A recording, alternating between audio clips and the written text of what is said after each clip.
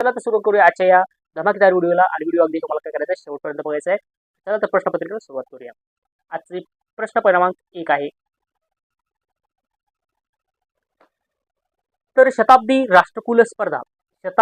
राष्ट्रकुल स्पर्धा 2030 कोणत्या ठिकाणी होणार आहेत, असा आजचा पहिला प्रश्न आहे. आणि पहिल्या प्रश्नाचा ऑप्शन आहे तुमच्याकडे 1 पुणे, 2 मुंबई, 3 दिल्ली आणि 4 अहमदाबाद. तर ऑप्शन तुम्हाला येत असेल तर कमेंट करा. या ठिकाणी शताब्दी राष्ट्रकुल स्पर्धा ज्या झालेल्या 2000 होणार आहेत 2030 मध्ये, त्या अहमदाबाद या शहरामध्ये होणार आहेत. म्हणून याचं प्रश्नाचं उत्तर आहे राष्ट्रकुल स्पर्धा 2030 अहमदाबाद या ठिकाणी काय होणार आहे. यानंतरचा प्रश्न आहे प्रश्न क्रमांक 2, जो आहे फिफा अंडर 17 वर्ल्ड कप 2025 कोणत्या देशाने जिंकलाय. फिफा अंडर 17 जो आहे वर्ल्ड कप, तो कोणत्या देशाने काय केलाय, जिंकलेला आहे, असा या प्रश्न आहे. वर्ल्ड कप 2025 जो फिफा अंडर 17 जो वर्ल्ड कप आहे, कोणत्या देशाने जिंकलाय. ऑप्शन नंबर 1 आहे Austria, option 2 Australia, option 3 Portugal आणि ऑप्शन 4 इराण. तर फिफा अंडर 17 जो वर्ल्ड कप आहे, फिफा अंडर 17 जो वर्ल्ड कप आहे, हा वर्ल्ड कप 2025 साली पोर्तुगाल यांनी काय केलेलं आहे, या ठिकाणी जिंकलेला आहे. ऑप्शन नंबर 3 या प्रश्नाचं काय आहे, उत्तर आहे. तर FIFA under 17 world cup 2025 Portugal यांनी काय केलं आहे, जिंकलेला आहे.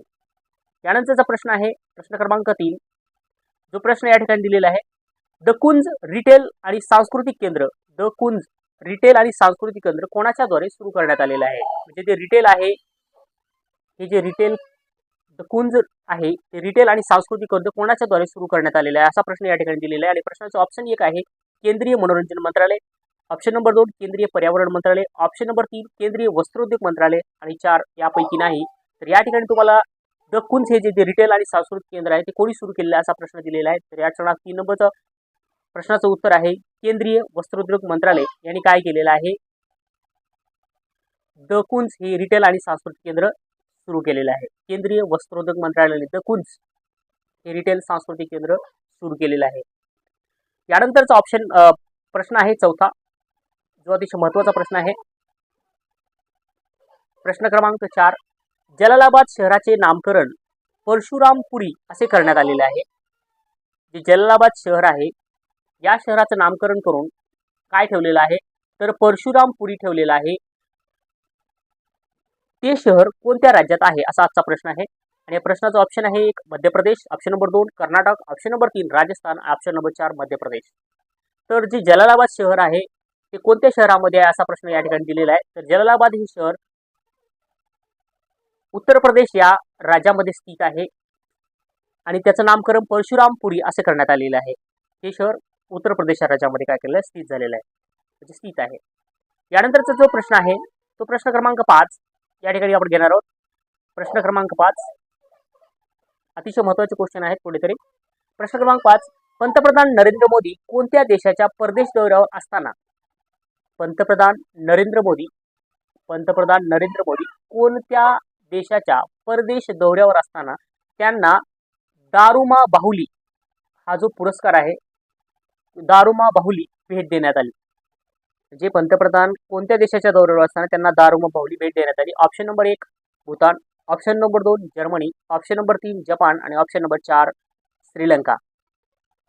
तर पंतप्रधान नरेंद्र मोदी जपान दौऱ्यावर असताना त्यांना दारुमा बाहुली भेट देण्यात आली. यानंतरचा प्रश्न आहे प्रश्न क्रमांक 6, हिरव्या बांबूपासून इथेनॉल, हिरवा बांबू असतो त्या बांबूपासून इथेनॉल उत्पादन करणारा जगातील पहिला प्रकल्प कोणत्या राज्यात सुरू करण्यात आलेला आहे. हिरव्या बांबूपासून इथेनॉल उत्पादन करणारा जगातील पहिला प्रकल्प कोणत्या राज्यात सुरू करण्यात आलेला आहे, असा प्रश्न आहे ना. त्याचा ऑप्शन आहे ऑप्शन नंबर 1 आहे Manipur, option number 2 Assam, option number 3 Kerala आणि ऑप्शन नंबर 4 गोवा. तर हिरव्या बांबूपासून इथेनॉल उत्पादन करणारा जगातील पहिला प्रकल्प हा आसाममध्ये सुरू करणार. ऑप्शन नंबर 2 हे काय आहे, त्याचं उत्तर आहे. हा जगातील पहिला प्रकल्प जो त्या बांबूपासून काय करतो, इथेनॉल क्रिएट करतो, निर्माण करतो. यानंतरचा प्रश्न आहे प्रश्न क्रमांक 7, जो या ठिकाणी दिलेला आहे. आपण प्रश्न क्रमांक व्यवस्थित वाचून घेऊया. खालीलपैकी बरोबर विधान कोणते, असा एमपीएससीला प्रश्न पडतात, अशा प्रकारचा प्रश्न आहे हा. खालीलपैकी बरोबर विधान कोणते. पहिली तिरंदाजी लीग 2025 नवी दिल्ली येथे पार पडली. पहिली तिरंदाजी लीग जी आहे 2025 नवी दिल्ली येथे पार पडली. हे ऑप्शन बरोबर आहे. कारण पहिली तिरंदाजी लीग 2025 झाली होती ती दिल्ली येथे पार पडलेली आहे. त्यानंतर ऑप्शन 2 आहे अभिनेता रामचरण हा लीगचा ब्रँड अँबॅसेडर आहे. हेही बरोबर आहे. अभिनेता रामचरण जो आहे तो काय आहे या तिरंदाजी लीगचा काय आहे ब्रँड अँबॅसेडर आहे. आणि ऑप्शन नंबर 3 राजपुताना रॉयल्स संघाने विजेतेपद पटकावले. बरोबर आहे. हे राजपुताना रॉयल्स या संघाने काय केलं हे विजेतेपद पटकावलेलं आहे. आणि ऑप्शन नंबर 4 आहे वरील सर्व विधाने बरोबर आहेत. म्हणजे हे दिलेले वरले तिन्ही विधाने काय आहेत बरोबर आहेत. कारण दिल्ली पहिली तिरंदाजी लीग 2025 नवी दिल्ली पार पडलेली आहे. त्याचा अभ्यासक रामचरण होता आणि राजपुताना रॉयल्स या संघाने तिथे काय केलंय विजेतेपद पटकावलेले आहेत. ऑप्शन नंबर 4 या प्रश्नाचं विधान सर्व विधाने काय आहेत बरोबर आहेत. म्हणून एमपीएससीला अशा पद्धतीचे प्रश्न काय केले जातात विचारले जातात. तर अशा पद्धतीचे प्रश्न तुम्हाला काय करायचं लक्षात ठेवायचं. तर प्रश्न क्रमांक 8 या ठिकाणी आहे भारतातील पहिले सेमीकंडक्टर इनोव्हेशन म्युझियम कुठे सुरू करण्यात आले. भारतातील जे पहिले सेमीकंडक्टर इनोव्हेशन म्युझियम आहे ते कुठे सुरू करण्यात आलेले आहे. तर 1 हैदराबाद, 2 दिसपूर, 3 जयपूर आणि 4 नागपूर. तर भारतातील पहिले सेमीकंडक्टर इनोव्हेशन म्युझियम हे हैदराबाद या ठिकाणी काय करण्यात आले सुरू करण्यात आलेले आहे. तर ऑप्शन नंबर 1 काय आहे हैदराबाद पहिले सेमीकंडक्टर इनोव्हेशन म्युझियम हे भारतामध्ये हैदराबाद या ठिकाणी काय केलेलं आहे सुरू करण्यात आलेलं आहे. तर यानंतरचा क्वेश्चन आहे क्वेश्चन नंबर 9 जो की दिलेला आहे या ठिकाणी क्वेश्चन नंबर 9 संयुक्त राष्ट्राचा पहिला जागतिक सायबर गुन्हेगारी करार. संयुक्त राष्ट्राचा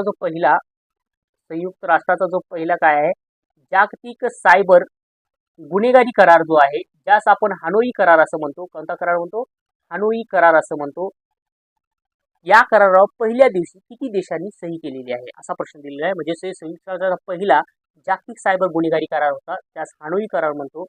या करारावर पहिल्या दिवशी किती देशांनी सही केली 1 72, 2 71, 3 80 आणि 4 82. जर तुम्हाला येत असेल तर कमेंट नक्की करा. तर या प्रश्नाचं उत्तर आहे पहिल्या दिवशी त्या करारावरती 72 देशांनी काय केलेली होती त्यावरती सही केलेली होती. म्हणून ऑप्शन नंबर 1 तुमच्या लक्षात ठेवायचं आहे 72 हानोई करारावर सह्या झालेल्या होत्या पहिल्या दिवशी. यानंतरचा प्रश्न आहे प्रश्न क्रमांक 10 जो अतिशय महत्त्वाचा क्वेश्चन आहे. प्रश्न क्रमांक 10 मध्ये एशियन पेंट्स जो आहे आपला एशियन पेंट्स आहे तो पेंट्स टीम इंडियाचा अधिकृत रंग भागीदार बनला हा करार किती वर्षाचा आहे. म्हणजे जो एशियन पेंट आहे तो टीम इंडियाचा अधिकृत रंग भागीदार बनलेला आहे. हा जो करार आहे तो किती वर्षाचा आहे 1 2 वर्ष, 2 ऑप्शन 3 वर्ष, तिसरा ऑप्शन 4 वर्ष आणि चौथा ऑप्शन 5 वर्ष. तर या प्रश्नाचं उत्तर तुम्हाला येत असेल तर कमेंट नक्की करा. एशियन पेंट्स टीम इंडियाचा जो अधिकृत रंग भागीदार बनलेला आहे हा करार किती वर्षाचा आहे. किती वर्षाचा आहे तर हा करार आहे 2 वर्षाचा. त्यानंतरचा प्रश्न आहे प्रश्न क्रमांक 11 श्री रामाची जगातील सर्वात मोठी 77 फूट उंच मूर्तीचे उद्घाटन कोणत्या राज्यात करण्यात आलेले आहे. जी श्रीरामाची 77 फूट उंचीची जी प्रतिमा आहे किंवा उंचीची मूर्ती आहे किती फूट आहे 77 फूट आहे. कुणाची श्रीरामाची जगातील सर्वात मोठी 77 फूट उंची मूर्तीचे उद्घाटन कोणत्या राज्यात करण्यात आलेले आहे. तर प्रश्न क्रमांक 1 ऑप्शन आहे त्या प्रश्नाचं उत्तर प्रदेश, 2 उत्तराखंड, 3 गोवा आणि 4 मध्य प्रदेश. तर श्रीरामाची जगातील सर्वात मोठी 77 फूट उंची मूर्ती जी आहे त्याचं उद्घाटन ज्या राज्यात झालं तो राज्य आहे गोवा. तर गोवा राज्यामध्ये काय झालेलं आहे श्रीरामाची जी मूर्ती 77 फूट उंचीची जी मूर्ती आहे त्या मूर्तीचं काय झालेलं आहे या ठिकाणी उद्घाटन झालेलं आहे. लक्षात असू द्या ती गोवा या राज्यामध्ये स्थित आहे.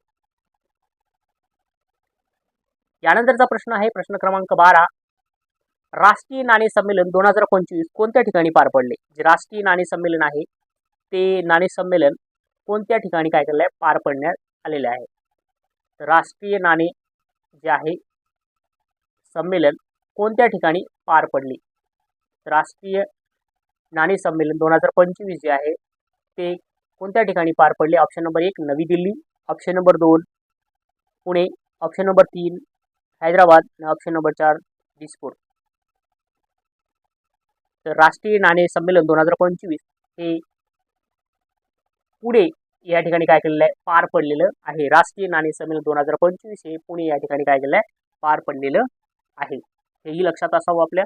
यानंतरचा जो प्रश्न आहे प्रश्न क्रमांक 13, तो अतिशय महत्त्वाचा प्रश्न आहे. नोव्हेंबर 2025 मध्ये बंगालच्या उपसागरात आलेल्या दिटवाहा जो चक्रीवादळ होतं, या चक्रीवादळास कोणत्या देशाने सदर नाव सुचवलेले आहे? म्हणजे दिटवा हे नाव कोणत्या देशाने सुचवलेले आहे? जो दिटवा आहे हे नाव कोणत्या देशाने सुचवलेले आहे असा हा प्रश्न आहे. तर एक श्रीलंका ऑप्शन आहे, दुसरा बांगलादेश, तिसरा भारत आणि 4 येमेन. नोव्हेंबर 2025 मध्ये बंगालच्या उपसागरात झालेला जो दिटवा चक्रीवादळ आहे, हे चक्रीवादळाला दिलेलं दिटवा हे नाव कोणत्या देशाने सुचवलेलं आहे असा प्रश्न दिलेला आहे. तर ऑप्शन 4 या ठिकाणी आहे. एक पहिला ऑप्शन आहे श्रीलंका, दुसरा ऑप्शन बांगलादेश, तिसरा ऑप्शन भारत आणि चौथा ऑप्शन येमेन हा दिलेला आहे. तर या ठिकाणी येमेन हे काय आहे, त्या देशाचं नाव आहे ज्या देशानं दिटवा हे नाव काय केलेलं आहे. नोव्हेंबर 2025 मध्ये बंगालच्या उपसागरात आलेल्या दिटवा चक्रीवादळाचं नाव सुचवलेलं आहे दिटवा हा. तर यानंतरचा प्रश्न आहे प्रश्न क्रमांक 14 प्रश्न अतिशय महत्त्वाचा प्रश्न या ठिकाणी आपण काय करणार. वर्ल्ड बेस्ट सिटीज रँकिंग 2026 नुसार कोणते शहर जगातील सर्वोत्तम शहर ठरलेले आहे? जो या ठिकाणी वर्ल्ड सिटीज 2026 नुसार कोणते शहर जगातील सर्वोत्तम शहर ठरलेले आहे? एक आहे जकार्ता, 2 आहे बाली, 3 आहे मुंबई आणि 4 आहे लंडन. तर वर्ल्ड बेस्ट सिटीज रँकिंग मध्ये 2026 नुसार जगातील सर्वोत्तम शहर ठरलेलं आहे लंडन. सर्वोत्तम शहरापैकी एक आहे.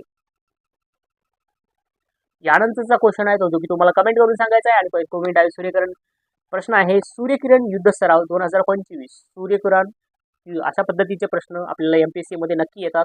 सूर्यकिरण युद्ध सराव 2025 कोणत्या 2 देशादरम्यान पार पडलेले आहे? कोणतं नाव आहे सूर्यकिरण युद्ध सराव 2025 कोणत्या 2 देशादरम्यान पार पडले? एक आहे भारत चीन, 2 आहे भारत अमेरिका, 3 आहे भारत नेपाळ आणि 4 आहे भारत श्रीलंका.